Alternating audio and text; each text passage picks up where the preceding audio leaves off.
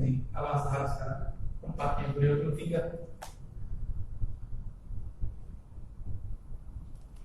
Maka qanaatuhu samina, tabat lahu kullu marad. Orang kalau qanaah makanan nggak enak jadi enak. Maka Rasulullah itu nggak pernah menghujat makanan. Nah ini harus kita ajarkan ke anak-anak kita ya. Kalau kita nyantri sebelum biasa ya anak-anak sekarang nyantri ngeluh terus. Padahal nyantri sekarang udah lebih enak daripada nyantri zaman dulu. Anak saya masukin ke pesantren. Gimana? Anda mau protes? Ketika sarapan ditanya, kok makannya banyak? Katanya zuhur, katanya qanaah. Kata beliau apa? Yang paling aku tahu di Baghdad, rumah Imam Ahmad itu makanannya paling halal dan paling thayyib. Putrinya masak dengan bismillah. Kepala rumah tangganya mencari dengan halal. Maka aku tidak mau menyisakan diriku untuk mengambil berkah dan rumah penuh berkah. Silakan. Wah, kayaknya buat bersemangat banyak. Jadi Ahmad dulu lagi. Kita kalau di rumah orang soleh banyak makan. Soleh beneran loh ya, dan solehan. Dihidangkan. Apalagi kita tahu yang masak ini dengan nama Allah, makan yang serius. Karena memakan makanan keberkahan itu sama dengan bapak puasa sabar. Kita puasa dan sabar, makan itu syukur itu sama. Pilih mana? Kayaknya pilih makan. Sama kita nanti. Nah ini yang disebut saleh.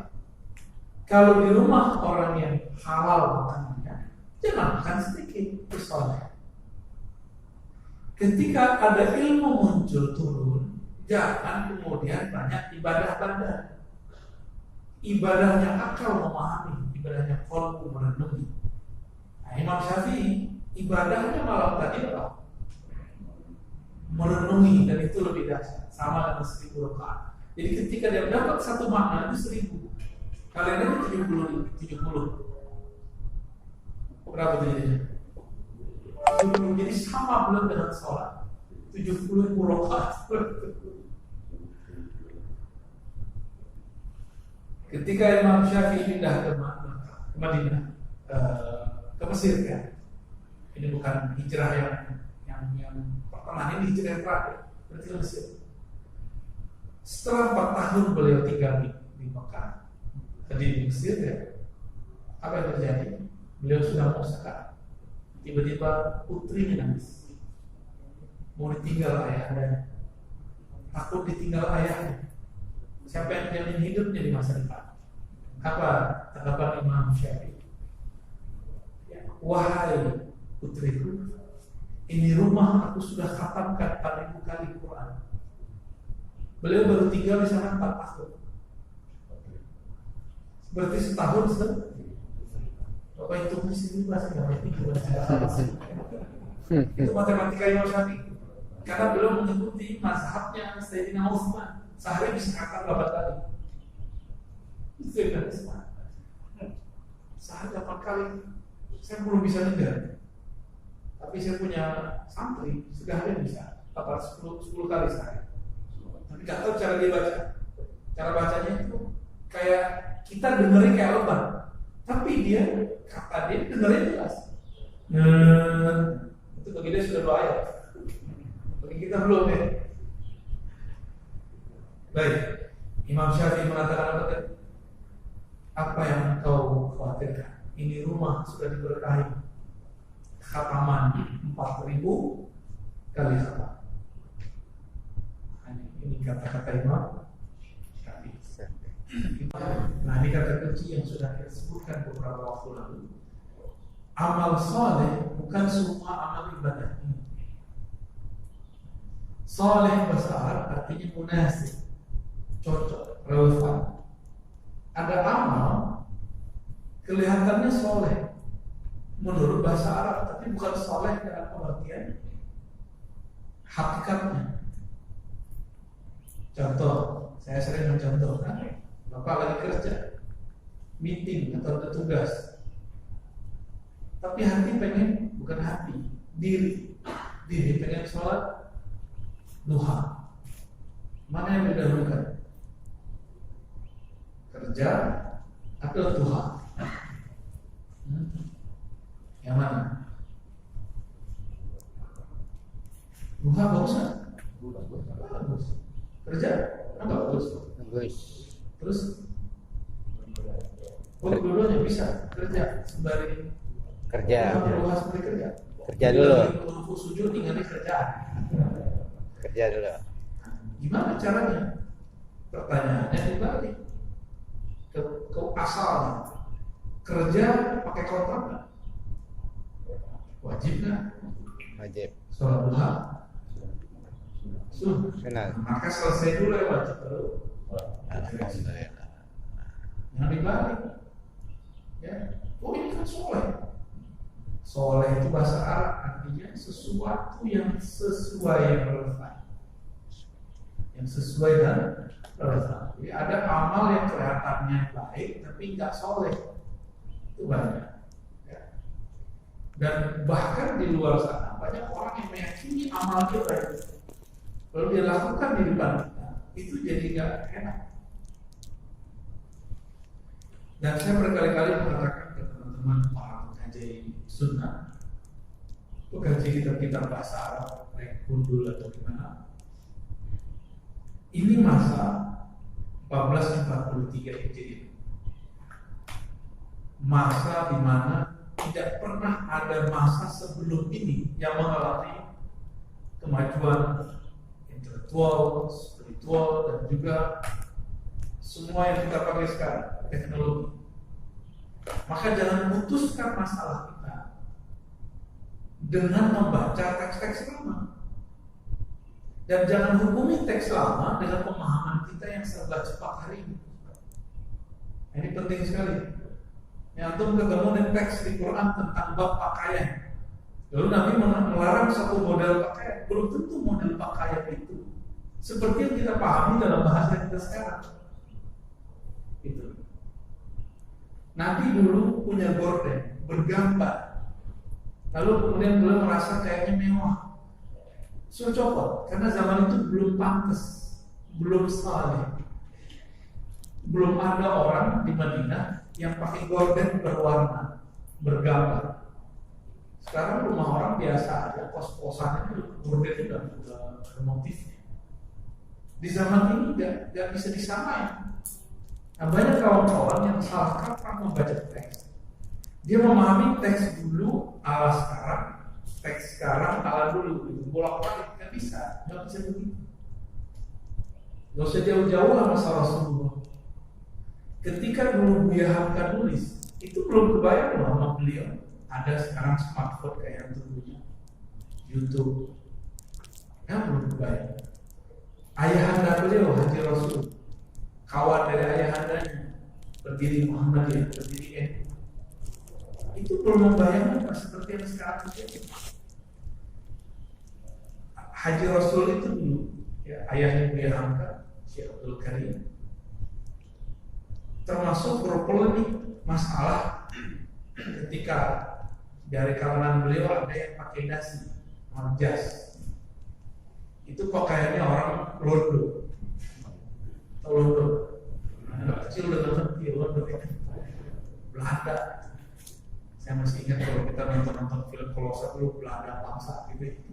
Itu kan bahasa kasar gitu. Udah masuk ke Allah sadar, padahal ya kayak gitu-gitu amat. Akhirnya berubah masa, berubah juga kejadiannya. Di zaman itu ada namanya ordonansi, apa istilahnya, pencatatan nikah. Difotokan haram oleh para ulama. Tapi ternyata sekarang kita malah nyatetin nikah ini. Jadi urusan catat-mencatat ini dulu diharamkan, sekarang bersikeras itu orang-orang yang dulu sama itu sekarang mengatakan boleh, bahkan wajib. Alasannya ini dan itu. Banyak hal. Contoh lain, Nabi pakai sarung, Bapak pakai apa?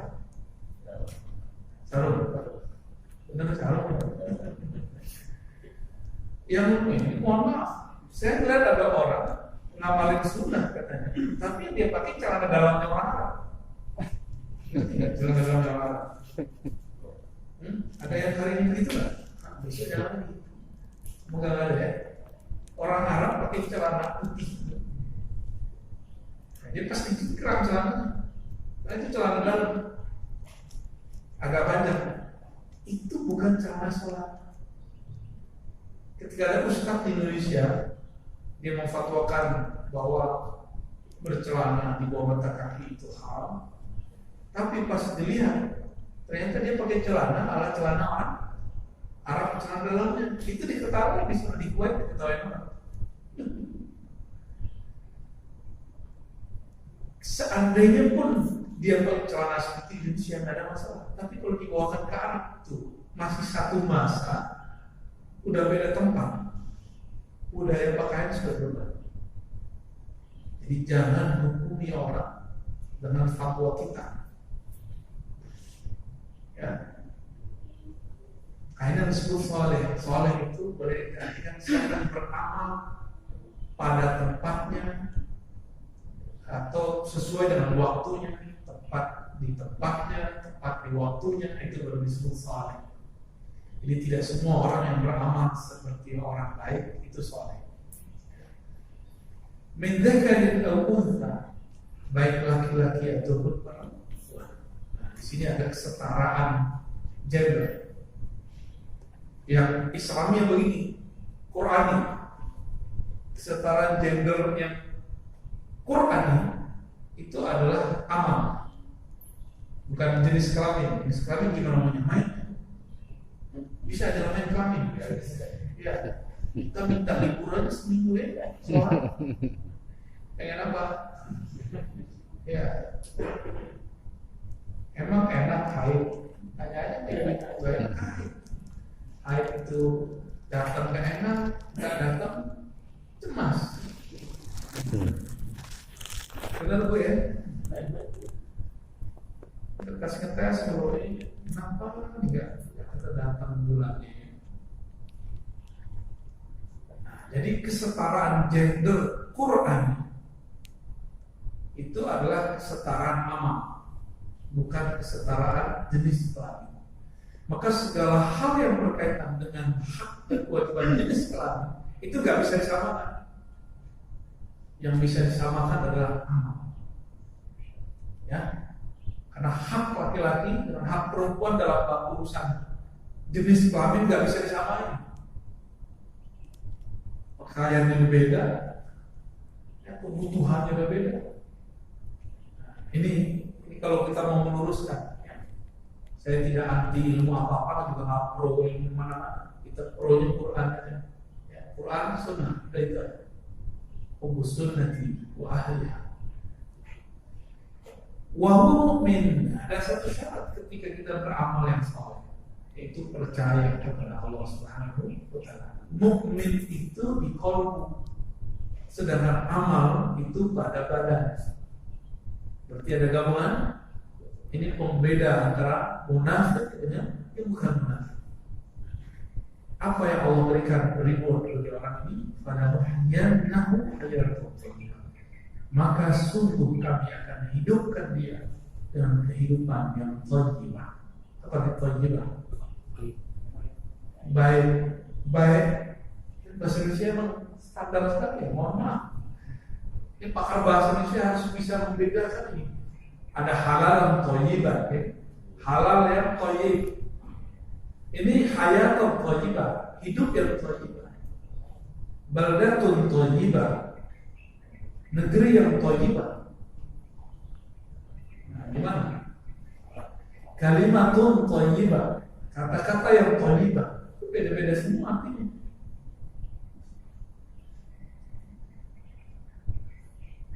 Kehidupan yang penuh dengan keberkahan. Ikrimah mengartikan al-hayatu thayyibah al-qana'ah.